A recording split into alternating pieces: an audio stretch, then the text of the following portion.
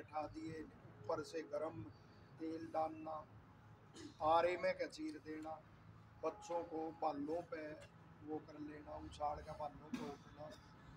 महिलाओं के साथ भयंकर अत्याचार हुए जो बताए भी नहीं जा सकते। और आज उन्हीं वृत्तियों द्वारा हथियार लेकर हमारे कुछ भाई और हमारे देश में वो आतंक फैला, अपने देश में खालिस्तान की मांग कर रहे, हथियार लेकर आंदोलन कर रहे, अलग अलग प्रांत सूबा की मांग कर रहे, जाति के आधार पर, भाषा के आधार पर।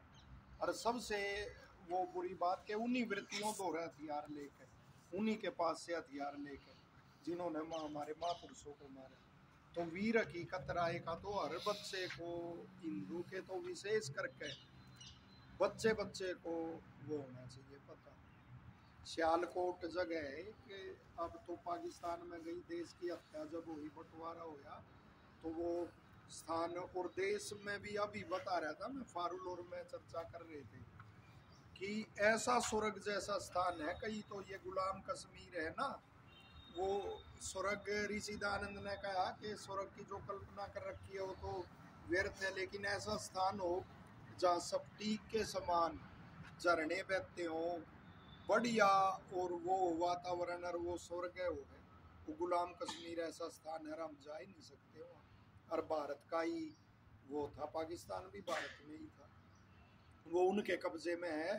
उन मूर्खों ने यही नहीं पता कि ये क्या हुआ वातावरण, ये ड्राई फ्रूट, सेब, झरने और वो फूल पुष्प केसर, उनको पता ही नहीं, वह उग्रवाद फैलाने में लगे रहे। तो उसमें सियालकोट में जब उसका जन्म हुआ वीर हकीकत राय का, तो छोटा सा जब बड़ा होने लगा, बड़ा सुंदर सौम्य और बुद्धिमान बच्चा था।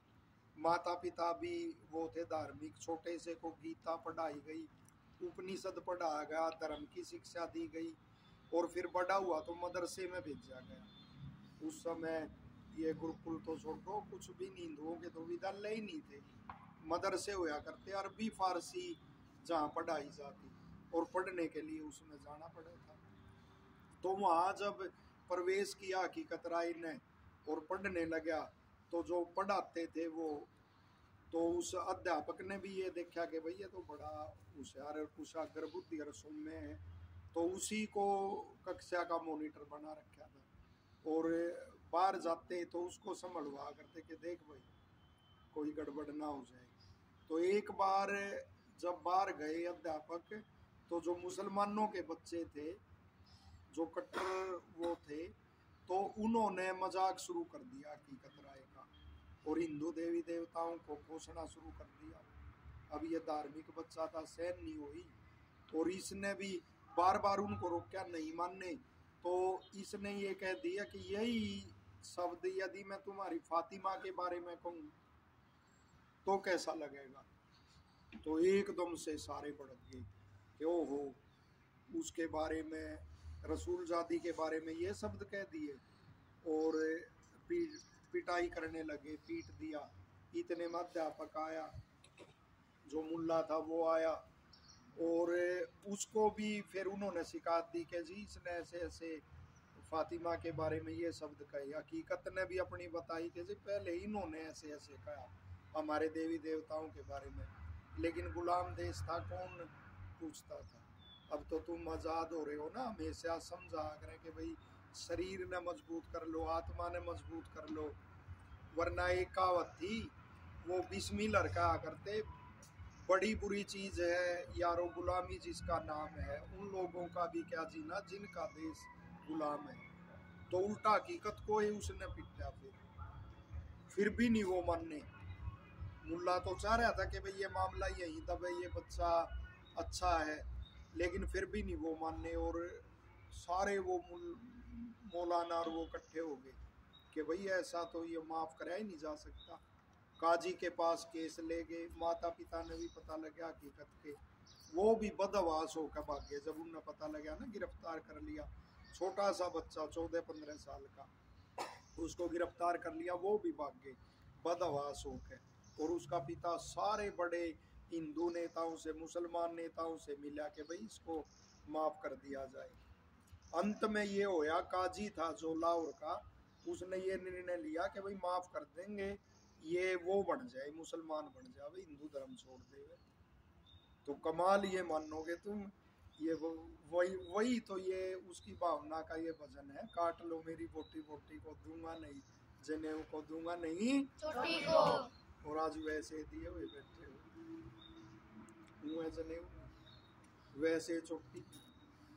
और वो कैसा समय था देखो, तो मना कर दिया कि नहीं। उस समय छोटी आयु में ही विवाह करते थे, ये सोचते थे कि भाई ये मुसलमान आदि कोई ऐसी वो होते जो कट्टरपंथी होते हैं, महिलाओं का अपहरण कर लिया करते, तो छोटे छोटे अपनी बच्चियों का विवाह करते थे, बाद में बड़ी होने के बाद उनको लाते थे।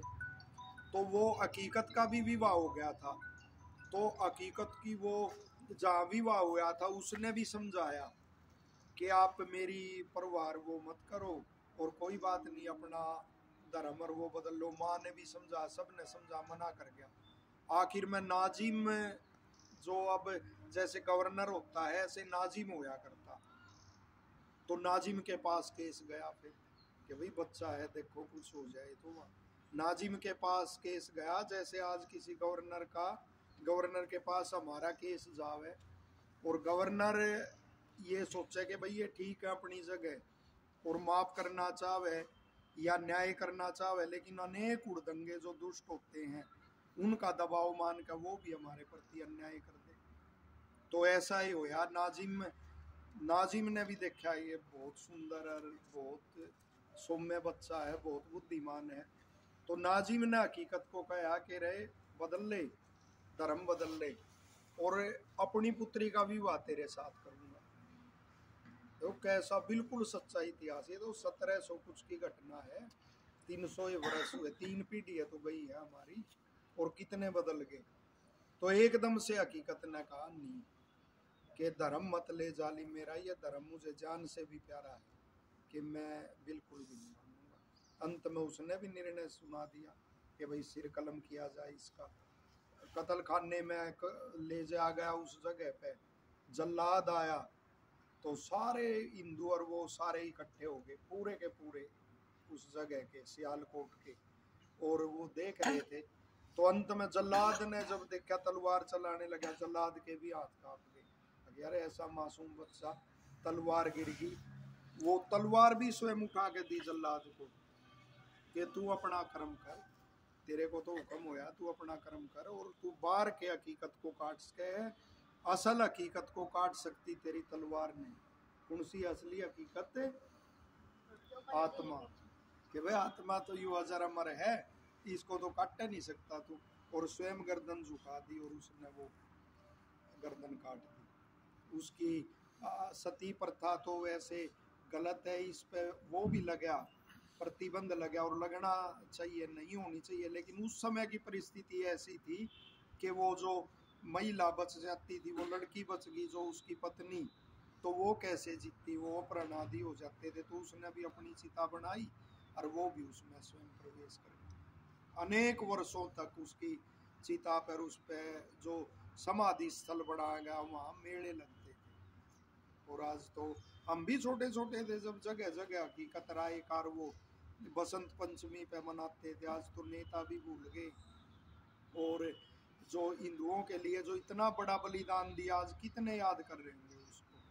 कुछ वर्ष पहले तक मैंने बताया ये गुरुकुलों का तो प्रसिद्ध वो था भजन, आज धीरे धीरे वो भी लुप्त होता जा रहा है। तो इस तरह से धर्म की, जैसे है धर्म की कट्टरता वो है, जब तक धर्म की कट्टरता नहीं होगी वो, तब तक बच नहीं सकते। और बार बार बता रहा हूँ कि सभी कह रहे हैं कि ये तो 15-20 साल में ऐसा समय दिखाई दे रहा है कि ये धर्म के मत पंथ के नाम पे धर्म तो एक ही हो है, वैदिक धर्म जिसकी शिक्षा तुम ले रहे, और तो बाकी ये मत पंथ है। तो मत पंथों के झगड़े वो निश्चित तौर पे होंगे, और उस समय वो ही धर्म की रक्षा करेगा जिसका शरीर मजबूत होगा और जिसकी आत्मा मजबूत होगी, वही राष्ट्र का